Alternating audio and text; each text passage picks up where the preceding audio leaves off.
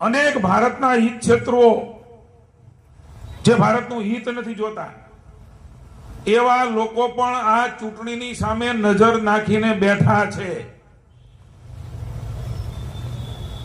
એમની વિચારધારા વાળી સરકાર આવે તો ભારત દબાય, ભારત આગળ ન આવે એવા અનેક લોકો વિશ્વના દેશોના નામ મારે નથી આપવા, એવા ઘણા દેશો છે. તમે સમજુ માણસ છો, સમજી જાજો.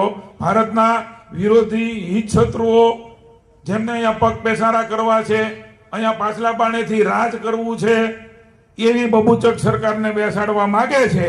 મોદીજી જેવી હાવજના ભૂમિમાં શું હાવજ સરકાર બનાવવા માંગતા નથી. એવા લોકો તે અત્યારે સક્રિય થયા છે. એનાથી જાગૃત થઈને માત્ર ભારતમાં ભારતીય જનતા પાર્ટીના વિચાર વિરોધી લોકો જ નહીં, ભારતના હિત શત્રુઓ જે અન્ય દેશો છે એ કામે લાગ્યા છે એને